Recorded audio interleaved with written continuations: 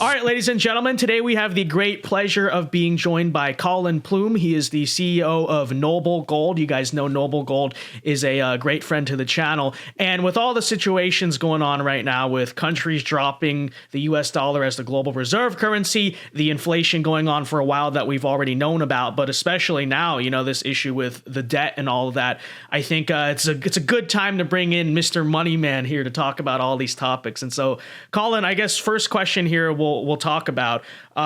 Just give me kind of your take on this recent deal, right? That we tried to avoid a default, but it's not really going to actually bring down spending a whole lot. What do you think that means for, say, the average American out there? Where's the value of our dollar headed in relations to the national debt and inflation, all this stuff? Yeah, I mean, the thing about the debt that we've accumulated and inflation is a really powerful tax on the middle class, and you know, it doesn't affect the super rich. It affects everyday Americans. Because if you look at gasoline, for instance, at $4 or $5, if it goes to $8, someone that's ultra wealthy, that doesn't really affect, but it could affect someone that is just covering their bills month to month, and they're sort of concerned about their finances, and they may have to reallocate money, you know, with this situation, this inflation situation that we're in. So it is a problem, and that's why the Fed is sort of geared towards trying to reduce inflation.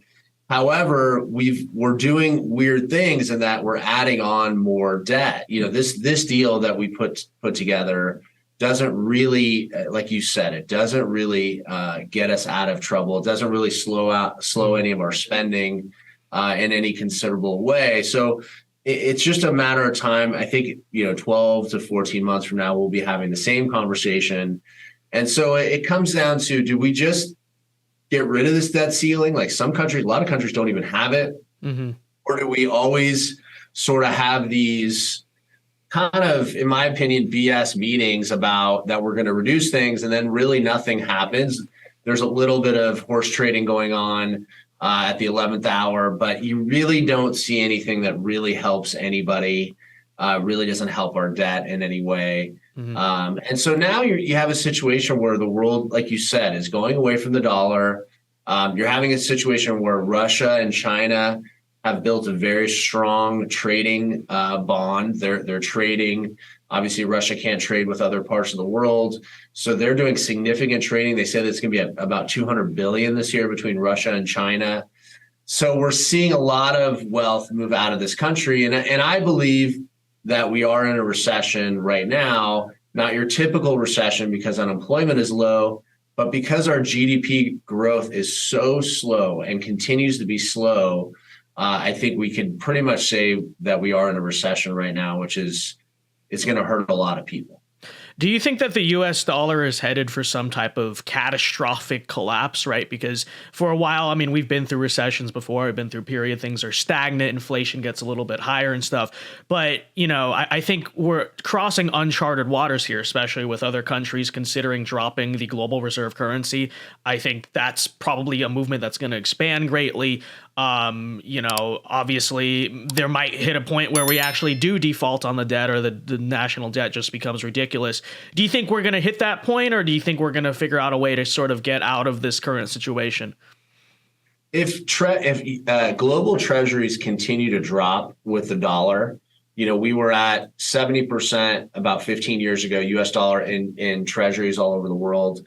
Now we're at 59%. My opinion is if you get below 45%, 40% range, then the world is really not using the dollar the way that it used to use the dollar. And so I think that could be a position where you see us move away from this, you know, this huge title that we have where we can just spend. I mean, that's the only reason we can just spend is because we're the world's reserve currency. Yeah. So there's no real repercussions for us because we can just print more money.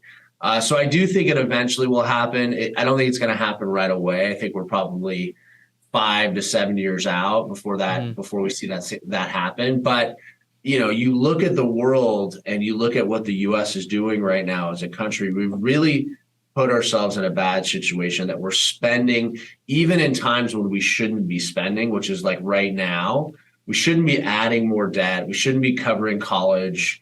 We need to protect ourselves. Now, there's a good bill that Governor DeSantis is trying to get passed, where he's going to restrict buying of land with people that are strictly in the U.S. and Florida. He wants to get away from Chinese immigrants buying a tremendous amount of land in Florida, commercial property, residential property, farmland.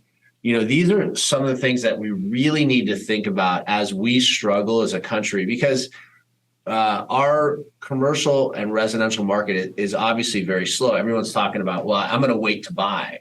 But if you're in China, you're looking at our land as a huge opportunity. Yeah. You're not going to wait to buy. Yep. You want to get your money out of China, you're going to do whatever it takes. So if you can pick up farmland, you can pick up anything. And that gives that country and different people a strategic advantage. And so there's interesting things happening behind the scenes that people really need to watch for and protect themselves, because it's important that we cradle these assets. Land, real estate, these things, we need to really cradle them here in the U.S.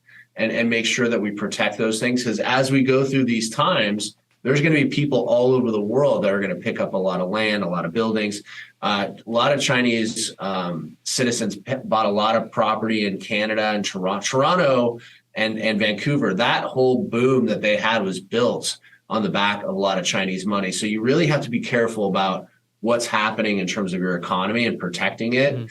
I guess, Vince, my question to you is, what are people talking? I know you're talking to people, you're around younger people. How do they feel about the dollar? How do they feel about crypto? How do they feel about money in general? What's the conversations that you guys are having? Yeah, I think there's just a general sense of like, we're doomed. You know what I mean? I hear a lot of, very often people are like, I'm never going to be able to buy a house or whatever it is, this entire situation.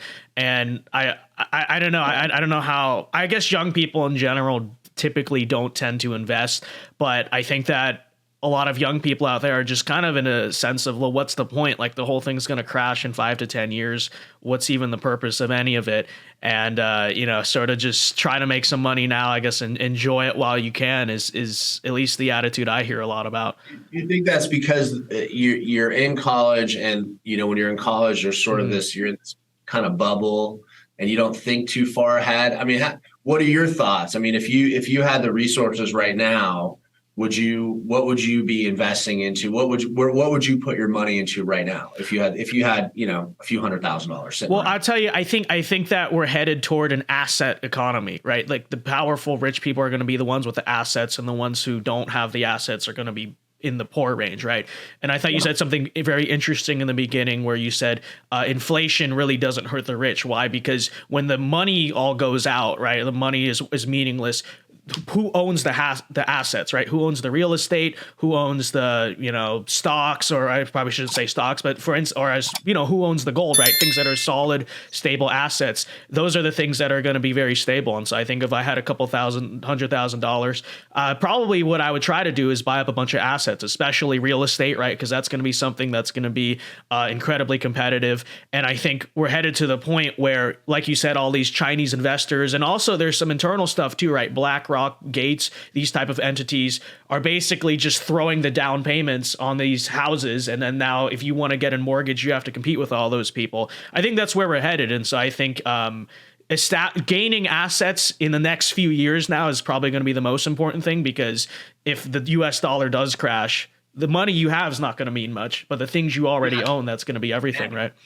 And I think it's interesting, and I think you're right. Like, having assets is the key, right? And I think I always tell people that one of the things is if you're young and you're going to be starting a business, gold is a good asset, even if you're working for somebody else, or silver, because you never know, as you're building your business, you may need some cash, right? Yeah. And so right now is a good time. If you bought gold, 2-3 years ago, you're sitting on a 40-45% gain.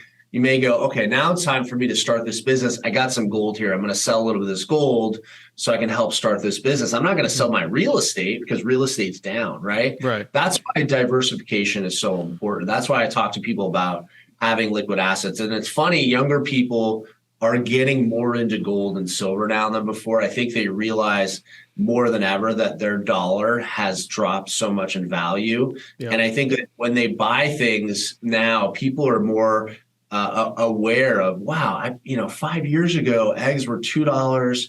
And I know we had that crazy egg credit, but they're $8. And even people that are, living lean and mean and trying to really save money are realizing that all these things they bought have really gone up tremendously in value or in cost, excuse me. So gold is a great play for people that want liquidity, that like that flexibility, and also are looking for growth.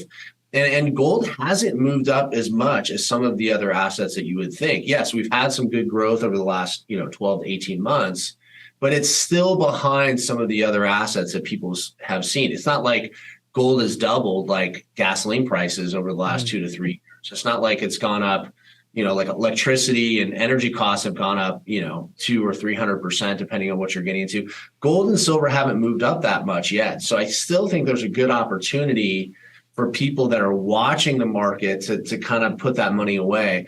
The other thing, Vince, that I like is, talking to young people is just, it is such a sleepy investment. Even right now, every month I look at what my assets are. Crypto is where all the glory is, like 100 million overnight, all that stuff. Yeah. and I own crypto too. It's my portfolio, but crypto is my, super risky, right. The businesses I own, a lot of them, investing into, those are also kind of risky. There's a big level of risk, but then you have your safe stuff. You have your real estate, you have your gold, you have some money in the stock market. That's your real safety play. And I always look at the gold and I change it every month as the market goes up. And I was looking at some of my gold holdings from a few years ago, and it's just really amazing how it's just kind of steadily just gone up. And then, the downside risk is gone, right? You just have this gold that kind of just goes and goes and goes. And it's nice to have something in your portfolio that is safe. And that's what I think someone like that's in college, you can take chances, right? You can take some big risks, but also having a few things in your pile that are safe as you're making money. I mean, if you buy gold at 20, imagine where it's going to be in 45 or 50 years, $10, $20, $30,000 an ounce. Who knows where it'll be, $50,000 an ounce. So I think it's good to have a little bit of both as you're talking about money. And I think it's important that people look at their finances every month. I don't know if you do this, Vince, but I look at everything that I have every month and I change it as things go up and down. And it's really good to watch it. Because I think if you do that, it makes you sort of cognizant of what you're trying to do and then where you're trying to get to, right? And so with my holdings, I have what I have, and then I have my goals in there attached to it in the same sheet. I keep it all together and I can see where things are going. And I think today that's really important for people, is to have what you have and where you're trying to get to. And that's something I think people should be focused on. And I think part of the reason why gold is such a safe asset, and we talk about this every time I do the ad read on the channel, right, is that gold is, there's a reason why civilizations, when you reset human civilization, they always use gold as the currency, or silver, right, one or the other, because it's finite, it's scarce, you can't just print more of it. It's, that's why it's historically always been used as a currency. And so, yeah, I think it's definitely a good thing there. So what I will say about gold is I think very often, right, it's been associated as this like old person thing, right? It's like all the old people TV channels, hey, buy the, Buffalo. I remember growing up, there was that, American Buffalo coin or something like that. But I think that actually, you're right, especially in the coming years, it can be a very smart investment for younger people, middle-aged people, all of that stuff. So tell me, I guess, what are some of the right or best ways to invest in gold, right? And obviously Noble Gold sells IRAs, right? Retirement accounts linked to the price of gold. But I think also, right, you can invest in it sort of like a stock, right, on the price of gold, if I'm not mistaken there. And then you can buy physical gold, right? So what's sort of the best pathways for different people, you would say, on this? Yeah, and it's interesting because I was watching, there's a new season of that Gold Rush show. I don't know if you've seen it on Discovery. It's a really popular show. But the new season, they're it's this family of miners of gold, and they do it themselves. They're not like a big corporation, and they're $750,000 in debt, and they're trying to find 1,000 ounces of gold to kind of cover that debt, which more than cover that debt. I mean, even if they were selling that gold at, let's say, $1,500, which is probably low, they on 1,000 ounces, they'd make 1.5 million. They're $750,000 in debt. But anyways, so but that, so that is a way. That is a way that people do it. And these people are doing the grunt work. They're going out there and they're trying to find gold, and they took the risk and they bought the equipment, and so there's that way. People do that, and that's a way to acquire gold. Mining companies, and that sort of goes with the idea behind mining companies in general, is there's just a level of risk there that's higher than just buying the gold. There's always going to be. So you can buy a mining company, you can go out there and try to mine it yourself. You can buy the ETF or the stock version, which some people like if you're moving in and out of it quickly. I think if you're trying to take advantage of some price fluctuation, the stock could be a way to go. But people that want the physical, that they don't want any counterparty risk, they don't want to be concerned about the ETF or be concerned about the money manager, you can just buy the real gold. And yes, we do it in IRAs. You can buy it in an IRA. Any old 401k or TSP, any of those accounts are eligible, but you're really buying the real thing. You're not buying a fund. You're not buying a stock. You're buying real physical gold. And that's what we do at Noble Gold Investments. That's what we've been doing. And we've obviously grown a lot over the last, I've been in this space for almost 14 years, but this company's been in business for a little over 7 years. And the last 2 years, we've sold over $1 billion in gold and silver. So we've moved a lot of the yellow metal, and so we know what we're doing. We get great pricing. So for anyone that's looking to learn about the physical, the real gold, Noble Gold does that. We take care of that for you. So what do you think is the advantage of a gold IRA versus, the normal ones, which, if I'm not mistaken, are linked to like long-term stocks, right? If I'm not, I don't even know that all this stuff. Doing it in an IRA is great because a lot of people have retirement money there, and you want to get most people that have retirement money, they don't realize that you can invest in an alternative asset like gold and silver. Mm-hmm. So it's a great way to get some funds out of the stock market and into which you never know, right? Could totally, but like we said, the price of gold, just humanity's one of its golden rules, right? Is that it's going to remain relatively stable. Yeah, it's more of a stable asset. And I think it's diversification right now, as people don't know where the stock market's going to go. So people like to have some gold in their portfolio as a safe haven. Just to sort of protect themselves against other things that are happening out there. And last year, gold was, out of all the major asset classes, stocks, real estate, crypto, gold was the only asset that actually was up. It wasn't up a lot. It was up about 1% last year. It moved up much more this year, but gold was actually up last year with everything, all the turmoil and everything happening out there. It was actually up, which is quite interesting if you think about it, because the dollar has actually been very strong. So usually it's the other way around, is that when the dollar would get weak, gold would go up. But actually the dollar was really strong last year and gold did go up because I think just there was so much fear of what's happening out there in the economy, is that people wanted something stable, and just regular investors, and then central banks. The central banks have been buying tremendous amounts of gold all over the world. It's been the asset class for central banks. So, and I like to do what they do. I like to see what they do, and I like to, mirror that. And so there hasn't been a country besides the U.S. There hasn't been a major country that hasn't bought gold over the last 12 to 18 months. So last question here, just a fun one for the Ron Paul fans and stuff in the audience. Do you think that the U.S. should return to the gold standard when it comes to backing our dollar? What do you think? I think you could do it on a fractional basis. Absolutely. There's too many dollars out there. You couldn't back every ounce now, but I think that's true. That's the sad part of it. We've printed so much, right? Yeah. Even though we in theory have a lot of gold, which hasn't been proven. I mean, we haven't shown how much gold we've had in a long time, but they say we have 8,100 tons of gold, 8,136 or somewhere in that range. So I think partially backing it with gold would be a smart idea. I think it would give people a lot of confidence in our currency, and I think we would see treasuries around the world. I think they would hold more US dollars if we did do that. So it would be smart. It would give us some strength. The problem is that it creates some boundaries for us for spending.